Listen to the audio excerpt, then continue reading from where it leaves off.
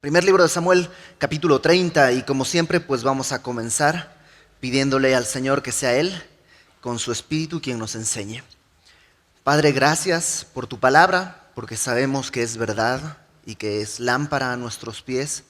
Sabemos que tu palabra es poderosa para discernir nuestros pensamientos, las intenciones de nuestro corazón y para lavarnos y limpiarnos.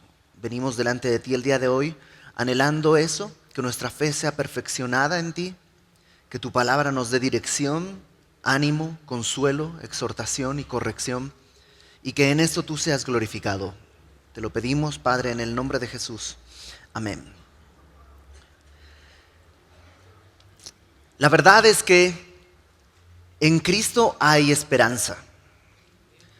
No importa lo que estemos viviendo, no importa la situación que estemos atravesando, hay una verdad: en Cristo hay esperanza.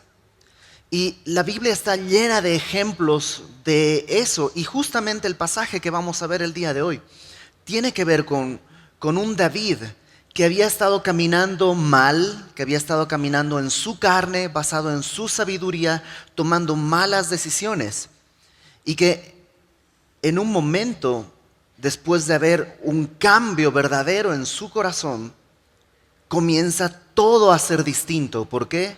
Porque en Cristo hay esperanza. Así que acompáñame para poder entender un poco la historia que vamos a ver. En el capítulo 27 del primer libro de Samuel es donde comienza esta escena. Es una escena larga, pero te voy a simplemente poner una tela de contexto para poder entrar a lo que vamos a ver. En el capítulo 27 vemos a un David cansado. David ha estado luchando, pelea, no le agradecen, pelea acá, no le agradecen, lo entregan, hace todo bien, siempre le va mal. Está cansado y dijo luego David en su corazón: al fin seré muerto algún día por la mano de Saúl. Nada por tanto me será mejor que fugarme a la tierra de los filisteos, para que Saúl no se ocupe de mí y no me ande buscando más por todo el territorio de Israel, y así escaparé de su mano. Y así, en este momento de desesperación, en este momento de desánimo, David lo que hace es cometer un grave error y escucha su corazón. Porque dice ahí en el versículo 1 del capítulo 27, dijo David en su corazón, y escucha su corazón. Y esa es una mala idea. Funciona muy bien en las películas de Disney con las princesas, pero en la vida real, seguir lo que tu corazón te diga es siempre una mala idea, porque la palabra dice que el corazón es engañoso y es perverso más que todas las cosas. Seguir el corazón es una mala idea. Y aquí está David siguiendo a su corazón y dice: algún día seré muerto por la mano de Saúl. Y no se da cuenta que la mano de Dios lo ha estado guardando y guiando y protegiendo. Y dice más adelante, ahí en el versículo 1, para que Saúl no se ocupe de mí. Y se está olvidando que Dios se ha estado ocupando de él. Pero bueno, toma una decisión y se va a tierra de los filisteos, y el rey Aquis le entrega una ciudad, la ciudad de Siclag. Ahí él está viviendo, y por 1 año y 4 meses David está viviendo ahí, y lo que hace es salir en escaramuzas. Sale con sus 600 hombres, despedaza una ciudad, destroza todo, mata a todos y regresa. Y así ha estado haciendo. Básicamente se ha convertido en un ladrón, está robando, es un asesino, es un forajido, es un saqueador. Y sus hombres están aprendiendo eso. Estos hombres que lo han visto actuar con integridad cuando no quiso tomar la vida de Saúl porque era el ungido del rey. Estos hombres que lo han visto actuar bien, ahora lo están viendo actuar en la ilegalidad. Lo están viendo actuar guiado por su carne, por su temor, por su corazón. Y están aprendiendo eso también, sus 600 hombres. Llega el momento en que Aquis, con todo el ejército filisteo, sale a guerra contra Israel. Y le dice a David: has sido fiel, tú vas a ser mi guardaespaldas. ¿Te imaginas eso? Porque Dios ha puesto a David como rey sobre Israel. Ya está ungido. Todavía no ejerce, pero ya está ungido por el Señor. Y de pronto David está yendo a pelear contra el pueblo que Dios le ha puesto para cuidar. Y ahí va. Y yo creo que por misericordia de Dios el resto de los filisteos le dicen a Aquis, mira, ¿sabes qué? A David regrésalo, porque a la mitad, seguramente a la mitad, se va a voltear en contra de nosotros, así que regrésalo. Y entonces David no tiene que tener ningún tipo de dilema moral, porque antes de que comience la batalla, lo regresan y ahí viene a Ziklag de vuelta. Y yo imagino que viene pensando, todo está saliendo bien. Por 1 año y 4 meses, Saúl no me está persiguiendo. He estado aumentando mis ingresos. He estado viviendo bien.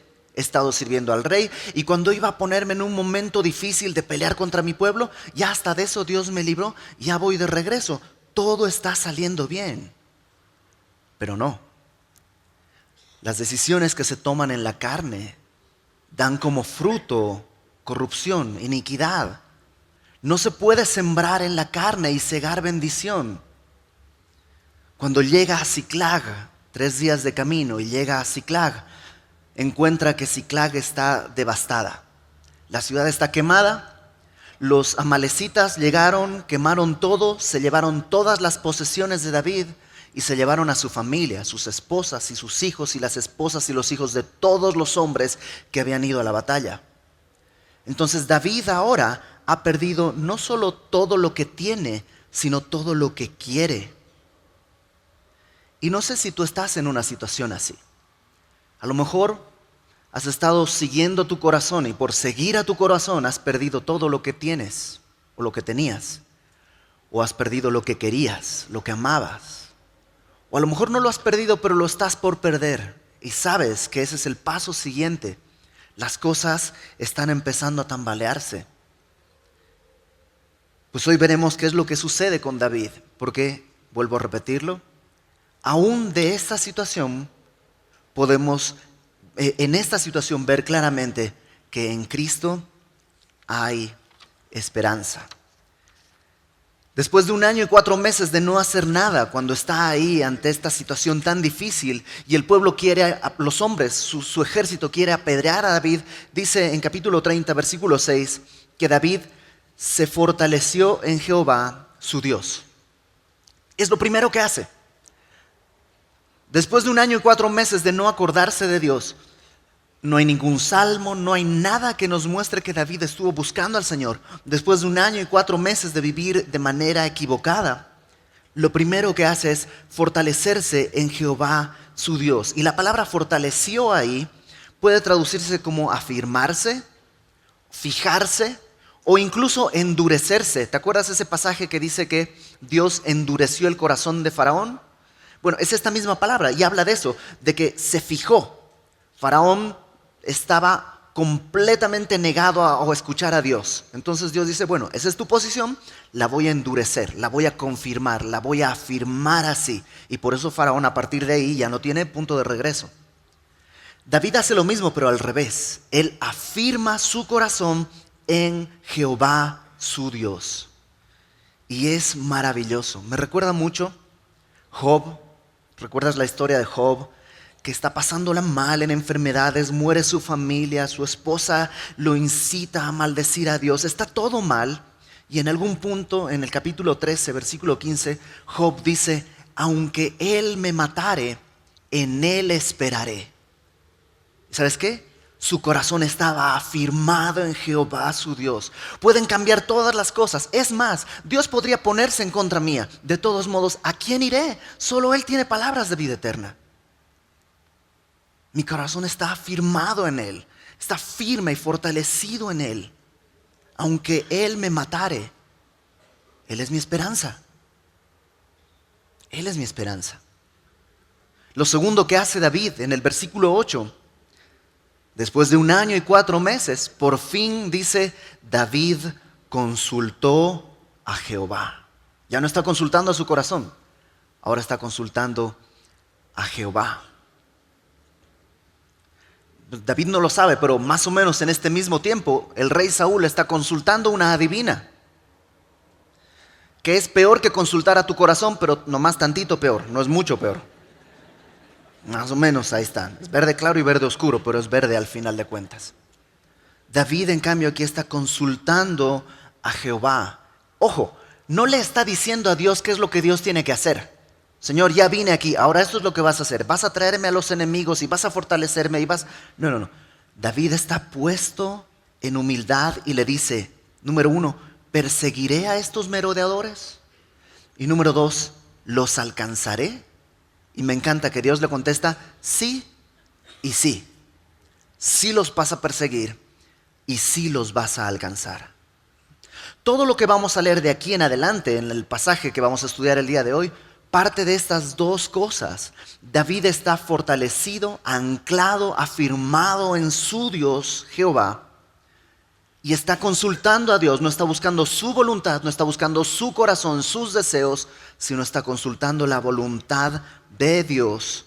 Y entonces viene todo lo que sigue. Esto es importante, porque lo que sigue es un resultado. O sea, David no está haciendo lo que sigue para que Dios lo reciba. Dios ya lo recibió. Dios ya le prometió entregarle y regresarle todo lo que le han robado. Todo lo que sigue no es para que Dios le ayude. Es un resultado de haber escuchado la promesa de Dios. Síguelos, los vas a alcanzar.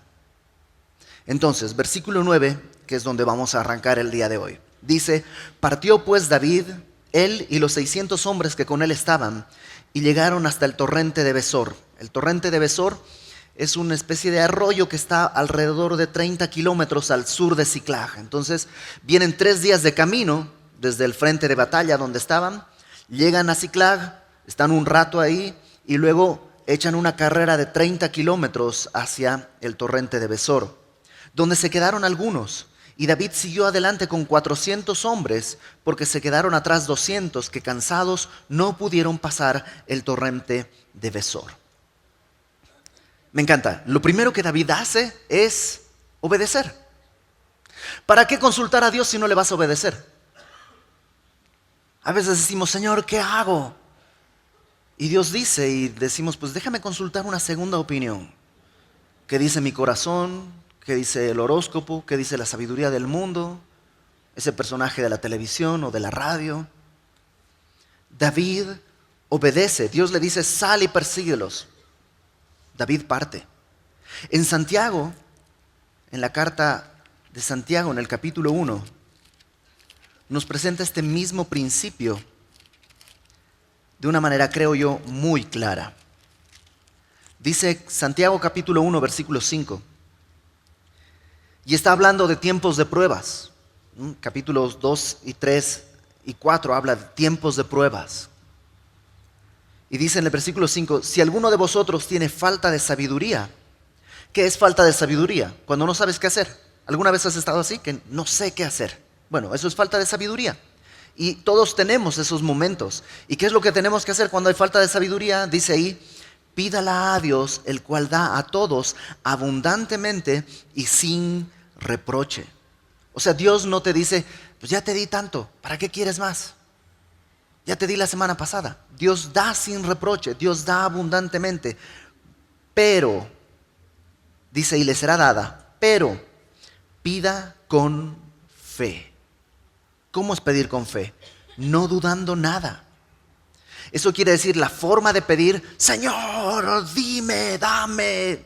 No, eso no es fe necesariamente. Pedir con fe es simplemente creer lo que sea que Dios conteste. Es como si tú fueras al doctor y el doctor te dice, mira, vas a tener que tomarte estas pastillas 3 veces al día y esta inyección 2 días cada 24 horas y tal. Tú recibes la receta y dices, bueno, mi abuelita dice que tengo que tomarme más bien un té de manzanilla con esto y con esto y con esto. El doctor con justa razón te diría, entonces ¿a qué viniste? O sea, si vas a hacer lo que otras personas dicen, ¿a qué viniste a consulta? Hacemos eso con el Señor. Señor, ¿qué hago? Arrepiéntete, muere, pide perdón, humíllate. Pero, eso es pedir sin fe. No estoy creyendo que lo que Dios dice es lo que tiene que hacerse. Cuando pides sabiduría, pídela con fe, no dudando nada. Lo que sea que diga está bien y es lo correcto y es lo bueno. Porque el que duda es semejante a la onda del mar, que es arrastrada por el viento y echada de una parte a otra. No piense, pues, quien tal haga, que recibirá cosa alguna del Señor. El hombre de doble ánimo es inconstante en todos sus caminos. Entonces David pregunta al Señor y le dice, sí, ve. Entonces David sale con todo su cansancio, con toda su frustración, con todo su dolor, con todo lo que tiene, obedece y sale corriendo. Pero si tú eres cristiano desde hace más de un día, sabes que cuando comienzas a obedecer, no necesariamente las cosas se ponen mejor. Cuando comienzas a obedecer, muchas veces las circunstancias se ponen adversas. Sabemos que al final van a estar mejor, porque tenemos promesas. Pero a primera vista, a corto plazo, muchas veces las cosas se complican. Y eso le pasa a David. Fíjate, ahí llegan hasta el torrente y de 600 hombres que tiene, la tercera parte ya no puede andar. Van a una gran batalla, van a buscar si todavía pueden rescatar a su gente y a sus cosas.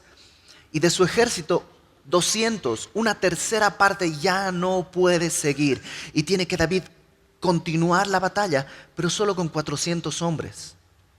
Y es como si Dios les dijera, ok, con 600 hombres, David, puedes saquear muchas ciudades y puedes hacer muchas cosas. Pero cuando es mi batalla, yo quiero ser glorificado, así que con menos ejército. Igual que pasó con Gedeón, no sé si lo recuerdas. Y entonces David ahora tiene menos hombres, igual de cansados, y salen corriendo. Versículo 11. Dice, y hallaron en el campo. Me encanta cuando la Biblia dice estas cosas como que, se encontraron, de pronto así, pum, se toparon con algo así de la nada. Hallaron en el campo a un hombre egipcio, el cual trajeron a David y le dieron pan, comió y le dieron a beber agua. Le dieron también un pedazo de masa de higos secos, 2 racimos de pasas, y luego que comió, volvió en él su espíritu, porque no había comido pan ni bebido agua en 3 días y 3 noches. Cuando David comienza a obedecer, no hay un letrero que diga por aquí, o sea, es el desierto, y él está simplemente caminando en obediencia, pero no sabe muy bien hacia dónde ni cómo, y la provisión de Dios es un hombre ahí en medio de la nada. Interesante porque ellos llevan prisa, llevan mucha prisa. No saben a dónde ir, pero llevan prisa.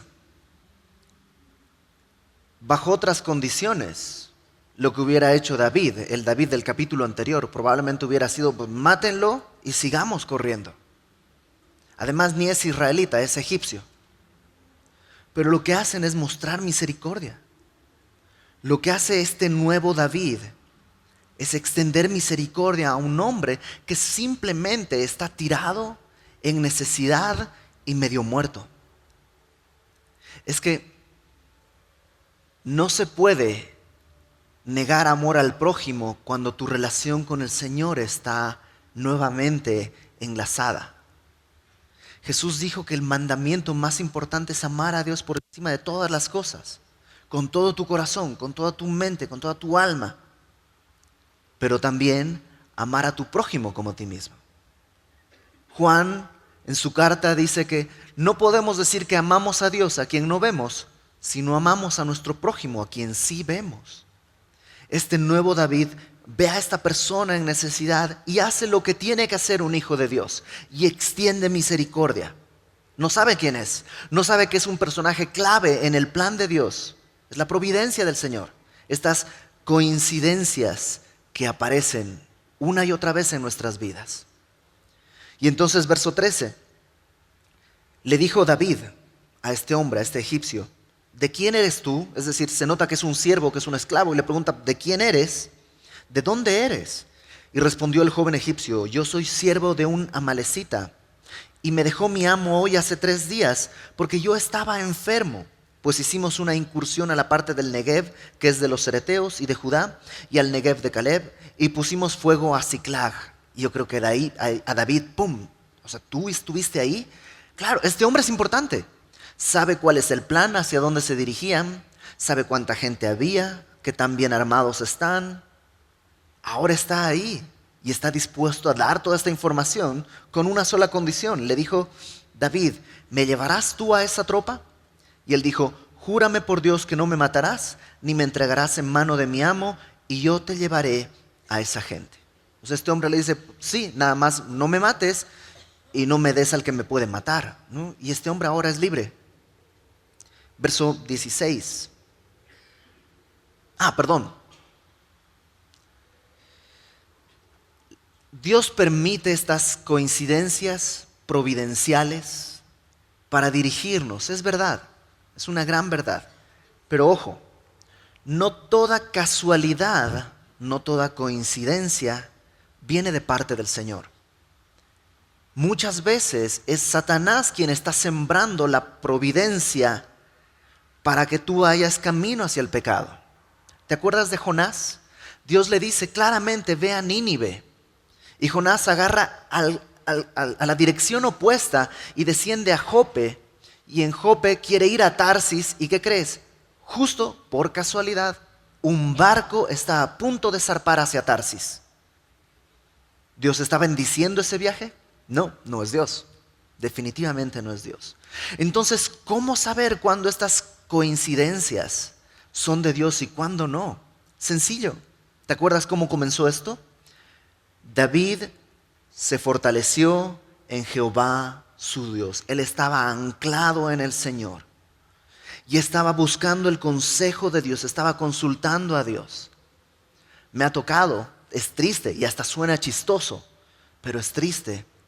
Gente que dice, es que pues tenemos problemas en mi matrimonio, pero yo creo que Dios me está bendiciendo porque conocí a otra mujer que es más cristiana que mi esposa. Bueno, si se presta a eso, no es más cristiana que tu esposa. O Dios está bendiciendo mi trabajo. Yo veo que Dios nos está prosperando. No es legal lo que hago, pero estamos viendo prosperidad. Y sabes que Satanás también tiene chequera. Y Satanás también da cheques. Entonces no te confundas. Las circunstancias y las providencias y todas las coincidencias pueden ser una dirección de Dios si y solo si estamos anclados, afirmados en Jehová y estamos consultándole y conociéndole en la palabra, en una comunión constante. Entonces David encuentra a este hombre, providencialmente les da la dirección y verso 16 dice, lo llevó pues, y aquí que estaban desparramados sobre toda aquella tierra comiendo y bebiendo. Está hablando, los amalecitas estaban muy confiados ahí, ni siquiera estaban agrupados por si había algún ataque. Cada quien se había extendido por toda la tierra, comiendo y bebiendo, haciendo fiesta por todo aquel gran botín que habían tomado de la tierra de los filisteos y de la tierra de Judá. Qué curioso que David pensaba, lo he perdido todo y está a punto de recuperar todo.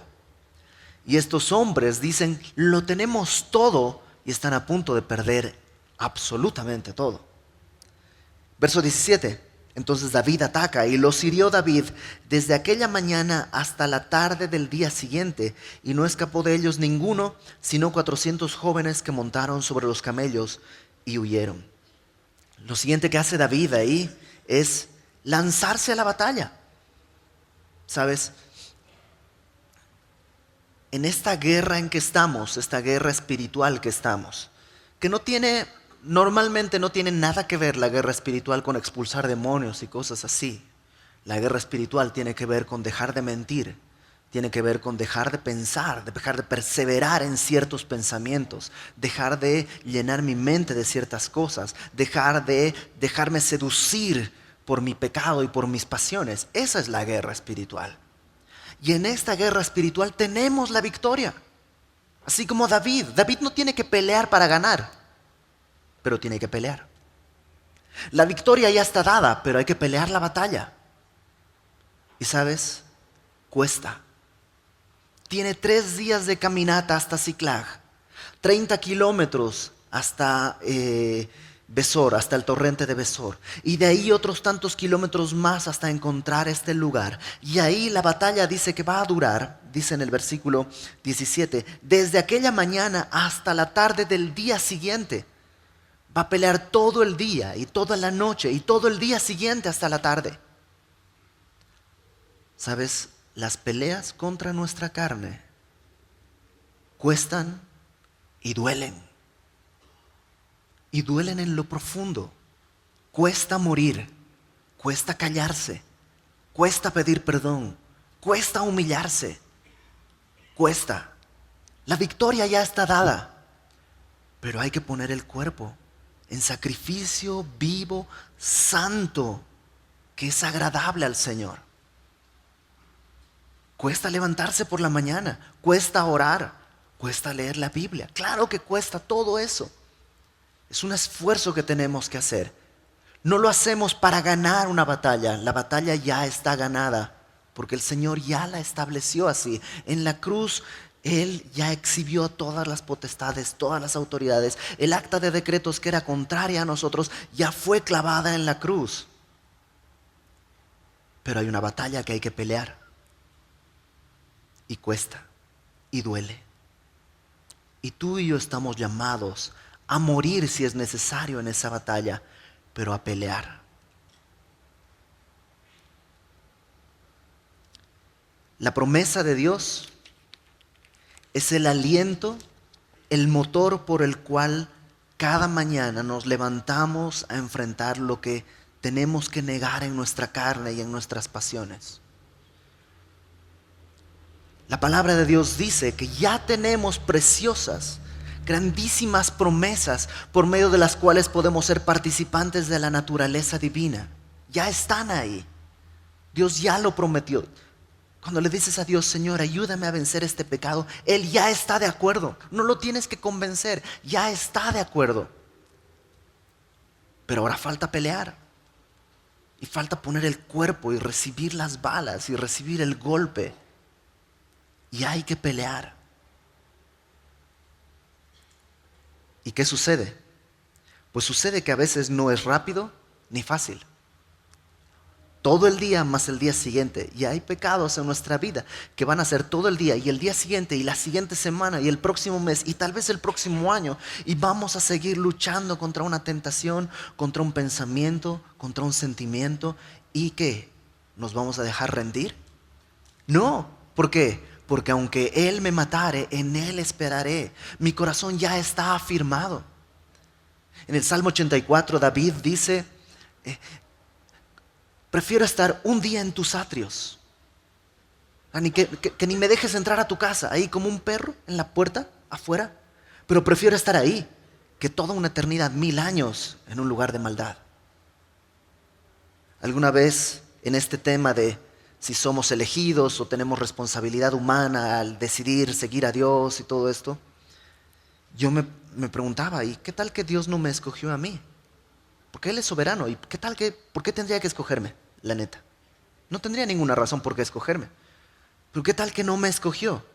¿Qué haría Sibert si Dios no te escoge? Pues como un perro a su puerta. De todos modos, ¿a quién iré? Solo Él tiene palabras de vida eterna. Aunque Él me mate, en Él voy a esperar. Ahí está firme mi corazón. No tengo otra esperanza. No quiero otra esperanza. Y te levantas a luchar contra tu carne. Y el verso 18 dice, y libró David todo lo que los amalecitas habían tomado. Y asimismo libertó David a sus 2 mujeres, y no les faltó cosa alguna, chica ni grande, así de hijos como de hijas, del robo y de todas las cosas que les habían tomado. Todo lo recuperó David. Tomó también David todas las ovejas y el ganado mayor, y trayéndolo todo delante decían, este es el botín de David. Dios fue fiel a su promesa y regresó a David todo lo que le había dicho que le iba a regresar. Es más, no solo tuvieron lo que les habían robado, sino además, ¿te acuerdas? Estos amalecitas habían saqueado distintos lugares. Ahora tienen lo que habían perdido. Además, todo lo que habían recogido de otros lugares, ahora es el botín de David, que vamos a ver, no se lo va a quedar él, no está atesorando. Es el botín de David porque él va a distribuirlo de la manera correcta. Pero él ahora ya no solo tiene lo que tenía, ha crecido, tiene más. Verso 21. Pero, dice, y vino David a los 200 hombres que habían quedado cansados y no habían podido seguir a David, a los cuales habían hecho quedar en el torrente de Besor. Y ellos salieron a recibir a David y al pueblo que con él estaba. Y cuando David llegó a la gente, les saludó con paz. Claro, estos 200 hombres se quedaron ahí cansados y de pronto los ven regresar a todos los otros. Y los ven regresar además con las mujeres, con los niños, con el ganado, con todo. Entonces salen, los saludan y dice el verso 22. Entonces todos los malos y perversos de entre los que habían ido con David respondieron y dijeron: porque no fueron con nosotros, no les daremos del botín que hemos quitado, sino a cada uno su mujer y sus hijos que los tomen y se vayan. Por 1 año y 4 meses, David estuvo endureciendo el corazón de sus hombres, enseñándoles a vivir en mentira, enseñándoles a robar, enseñándoles a vivir de manera sanguinaria. Ya no es un equipo, ya no es una sola unidad. Ahora cada quien ve por lo suyo propio. Por 1 año, casi 1 año y medio, David ha estado endureciendo el corazón de estos hombres y ahora este es el resultado. Cuando regresan estos hombres dicen: ¿y por qué les vamos a dar? No han hecho nada. Les damos a sus mujeres, a sus hijos y ya, el resto es para nosotros. Pero David ya no es el mismo. 1 año y 4 meses pueden cambiar, pueden modificar la conducta de David. Pero el corazón de David todavía le pertenece al Señor. Y dice en el versículo 23, y David dijo: no hagáis eso, hermanos míos, de lo que nos ha dado Jehová, quien nos ha guardado y ha entregado en nuestra mano a los merodeadores que vinieron contra nosotros. O sea, no hagáis esto con estas cosas. ¿Por qué? Porque no son nuestras, nos las dio Jehová. David sabe, esta no fue una estrategia de guerra, no soy un gran general, no son ustedes un gran ejército. Estábamos todos agotados. Dios nos dio esto. Y David aquí está reconociendo la gloria de Dios. ¿Te acuerdas cómo empezó? Escuchando a su corazón: mejor me voy. Aquí me va a agarrar Saúl, no me va a hacer, no me van a... Y se olvidó que Dios lo había ungido como rey, le había dado promesas. Se olvidó de todo. Ahora recuerda, dice: no distribuyamos esto como si fuera nuestro. Dios nos lo entregó. No hay méritos ni en mí ni en el ejército. ¿Quién nos escuchará en este caso? Conforme a la parte del que desciende a la batalla, ha de ser la parte del que se queda con el bagaje. Les tocará parte igual. Desde aquel día en adelante fue esto por ley y ordenanza en Israel hasta hoy. Y David establece una regla. La recompensa va a ser igual para los que salen a la batalla, al campo de batalla, que para los que se quedan cuidando. Al final de cuentas, ¿te acuerdas que había pasado en Siclag? Todos habían ido a la batalla, nadie se quedó, porque obviamente si te quedas no hay botín. Salieron todos a la batalla y dejaron la ciudad desprotegida. Entonces ahora David dice: va a haber la misma recompensa para los que se queden a cuidar que para los que salgan a pelear. Y es un corazón de David distinto. Está viendo por todo el pueblo. Pero tiene una aplicación bien bonita. El pastor John Corson dice: este principio espiritual sigue válido el día de hoy. Tal vez no todos nosotros vamos a poder hablar delante de cientos o de miles de personas. Tal vez no todos nosotros, como el pastor Fermín, tenemos la influencia sobre miles de personas. Tal vez no todos nosotros estamos llamados a ir a India o a Irak o a Irán o a Rusia o a Chiapas. Tal vez no estamos llamados. Y tal vez no es ni siquiera desidia o flojera o indiferencia, sino simplemente Dios no nos ha llamado a eso, tal vez. Pero hay gente que sí ha sido llamada y que ha respondido y que está hablándole a miles, o está hablándole a 2 en Chiapas o en algún otro lugar, y han salido a cumplir el llamado misionero que Dios ha extendido. ¿Tú sabes que podríamos tener la misma recompensa de ellos? ¿Cómo? Pues por cada uno que va, siempre deja a alguien. Si nos quedamos velando por la familia de los misioneros, si oramos por los alcances de evangelismo que se hacen, si el día de hoy tú estás orando por el pastor Fermín y por su recuperación, la recompensa por las cosas que Dios hace a través de él también va con un cheque a tu nombre, espiritualmente hablando, por supuesto. Delante de Dios, un día vamos a encontrar que hay recompensa, porque es la misma parte para el que sale a la batalla que para el que se queda a guardar el bagaje. Verso 26. Y cuando David llegó a Siclag, regresan a la ciudad que estaba devastada ahí, dice, envió del botín a los ancianos de Judá, a sus amigos, diciendo, he aquí un presente para vosotros del botín de los enemigos de Jehová. Lo envió a los que estaban en Betel, en Ramot del Negev, en Jatir, en Aroer, en Sifmot, en Estemoa, en Racal, en las ciudades de Jerameel, en las ciudades del Ceneo, en Horma, en Corazán, en Atac, en Hebrón, y en todos los lugares donde David había estado con sus hombres. David llega a Siclag y no dice, qué bueno que tenemos este botín, tenemos que reconstruir la ciudad y vamos a además construirme una casa para mí más grande. No, David toma este botín y número 1, lo regresa a quienes habían sido robados. ¿Te acuerdas? Estos merodeadores habían ido por distintos lugares, incluso de Judá.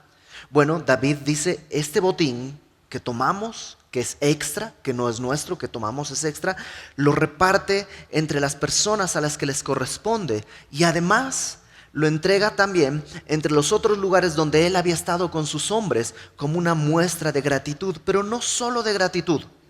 Fíjate lo que dice en el versículo 26. He aquí un presente para vosotros del botín de los enemigos de Jehová. Básicamente lo que David está proclamando por todas partes es que Jehová es fiel, la victoria es del Señor. ¿Cómo lo sabes? Pues aquí está parte del botín de sus enemigos. Sus enemigos no existen ya, han sido derrotados.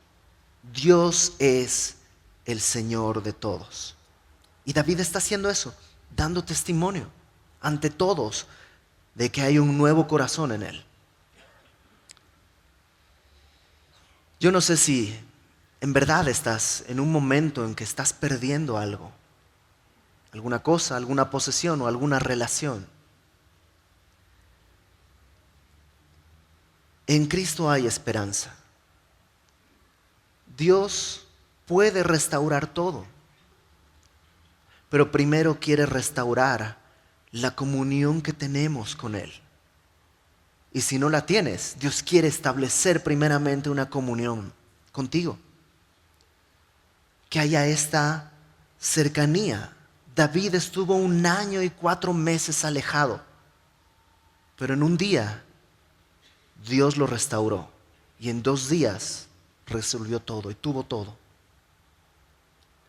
No sé si tienes 1 año y 4 meses que no oras, que no lees, o tal vez son 10 años o 15, no importa. Dios quiere comenzar restaurando tu relación con Él. A lo mejor en este proceso has perdido relación con amistades, has perdido el respeto de tu familia, has perdido posesiones, has perdido negocios, por tomar decisiones basadas en tu corazón en vez de basadas en la sabiduría de Dios. Dios puede restaurar como a David, entregándote todo lo que se había perdido. Dios puede renovar, dándote algo completamente distinto. Dios puede cambiarlo. Y ya no tiene nada que ver, ni siquiera se parece a lo que tenías, pero Dios cambia las cosas. O simplemente Dios está usando esto para desechar cosas de ti o de tu vida. Pero en todas estas cosas, lo primero que Dios quiere hacer es restaurar nuestra comunión con el Señor. ¿Te acuerdas cómo empezó? David se fortaleció, se afirmó en Jehová su Dios. Y Dios quiere llevarnos a este punto. Que las circunstancias van a cambiar, pero Él sigue siendo mi roca fuerte. Él sigue siendo mi castillo. Él sigue siendo mi torre. Él sigue siendo mi todo. Sigo teniendo un vacío fuera de Él. Sigue sin existir alguien que pueda hablar palabras de vida eterna. Solo Él. Y entonces viene lo demás. Porque ¿qué es lo demás? Obedecer, comportarte como cristiano, extendiendo misericordia, esforzarte hasta que la batalla haya terminado, glorificar a Dios por su victoria, compartir. Pero todo eso no sirve, no se puede si no está lo primero. Si Él no es mi roca, si no estoy firme en Él, todo lo demás va a ser religión y me va a durar el impulso 1 o 2 días. Pero en cambio, cuando Él es mi Señor, puedes obedecer. Y no importa si no entiendes muchas cosas, comienza obedeciendo lo que has entendido. Puedes comenzar a hacer misericordia, a comportarte como un hijo de Dios, amando a Dios y amando a tu prójimo. Puedes esforzarte por la batalla que ya está ganada, pero que hay que pelear.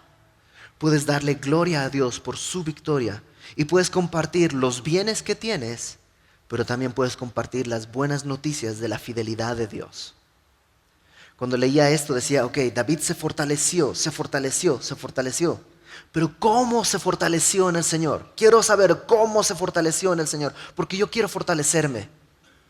Y te digo una cosa, no dice. No dice cómo se fortaleció, nomás dice que se fortaleció en Jehová su Dios. Y me encanta, porque entonces no hay una receta, no es un método, no es, mira, lees 5 salmos, 2 proverbios y un capítulo del Evangelio en ayunas y después 2. O sea, no es una dieta.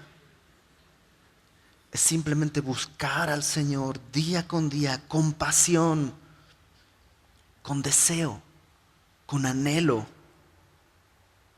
Y a veces será un versículo y no puedes más. A veces será un libro entero. A veces será una hora de oración. A veces serán 5 minutos. Pero son todos genuinos y reales. Delante de Dios, con fe. Fortalécete en el Señor. Ánclate en Él. Muere a tus deseos, tu sabiduría, tu educación, tus mañas. Muere a eso. No te aferres a eso. Es que así me enseñaron, pues te enseñaron mal. De esta frontera para allá, todo es mentira. Solo esto es verdad para caminar y vivir. De esta frontera para acá, todo es mentira. Solo esto es luz. Solo esto es lámpara a mis pies. No me dicto por lo que creo que he aprendido. Me dicto por lo que dice. Afirmémonos en el Señor. ¿Y cómo? Consulta a Jehová, búscale, persevera. El primer interesado es el Señor. Y eso ya es mucho honor para cualquiera de nosotros. Para terminar, hay una escena, un simbolismo bien bonito acá que David Guzik lo presenta, porque dice David Guzik que nosotros somos como los hombres de David, necesitados de dirección. Que llegamos a casa y está todo mal, y está todo quemado, y está todo destrozado, y no sabemos qué hacer, y hasta podemos apedrear a nuestro Señor. Pero David es como Jesús para nosotros. Él es quien camina adelante, Él es quien pone la marcha, Él es quien da la dirección. Nosotros somos como los cansados que se quedaron ahí en el torrente de Besor. Agotados. ¿Nunca te has sentido agotado? Espiritualmente agotado de, ya no puedo, Señor, no puedo más. Ya no aguanto. He peleado 3 días o 3 décadas contra esto. Ya no puedo más. Sí, he caminado mal. Pero ya no puedo más. Bueno, David es como Jesús, que nos deja ahí junto a corrientes de aguas, junto al torrente de Besor, que quiere decir gozoso. Y es Él quien vela por nosotros, quien sale a la batalla y regresa por nosotros. Nosotros somos también como este egipcio que está medio muerto, que era esclavo, que estaba enfermo, tirado y abandonado a su suerte en medio de la nada. Y David es como Jesús, que nos encuentra, nos recoge, nos alivia, nos alimenta, nos sostiene y ¿sabes qué? Nos libera. Nos libera por completo. Y también somos como el botín de David. Somos esas recompensas que él ganó en la batalla. David es como nuestro Señor Jesucristo, que salió a pelear y a buscar lo que se había perdido. Y nosotros somos lo que Él vino, somos esa perla que Él vino a comprar, entregó todo por comprar esa perla. Somos ese tesoro escondido que Él valoró por alguna extraña razón. Y somos su botín que ahora Él envía y distribuye por donde sea, donde vayas, donde estés, donde te haya enviado. ¿Para qué?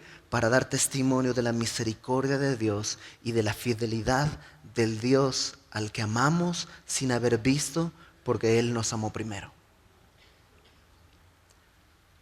Pero aún para afirmarnos, ¿quién es suficiente? Ninguno. Así que vamos a orar y vamos a pedirle al Señor que Él haga con su Espíritu Santo esa obra que nosotros no podemos hacer. Señor, gracias porque podemos acudir a ti y tú conoces nuestras batallas y conoces si hemos estado caminando en rebelión, siguiendo nuestro corazón por un día o una semana o un año o 10 o toda la vida. Pero hoy queremos afirmarnos en ti. Queremos que hoy sea distinto, que sea el principio de una nueva vida en que tú eres todo y que aunque tú nos rechazaras, no iríamos a ningún lado. Solo tú tienes palabras de vida eterna. Nos acercamos a ti con la certeza de que tú dijiste: el que viene a mí no le echo fuera. Perdónanos por no acudir a ti antes, por haber esperado a perder tantas cosas. Pero nos acercamos confiados que tú puedes restaurar primeramente nuestra comunión contigo. Y también, Señor, en su tiempo restaurarás todo lo que está alrededor. Ayúdanos, Señor, a caminar en obediencia simple y genuina a lo que tú nos digas, a caminar dignos del llamamiento que tú nos has extendido como ciudadanos de los cielos, extendiendo misericordia, amándote a ti y también a nuestro prójimo. Ayúdanos a caminar en esfuerzo, a luchar estas batallas que día a día tenemos. Levántanos cuando nos derrotamos. Esfuérzanos, porque sabemos que la batalla la peleamos, pero la guerra está ganada. Ayúdanos a caminar dándote gloria y a caminar, Señor, dando testimonio de tu fidelidad y de tu amor.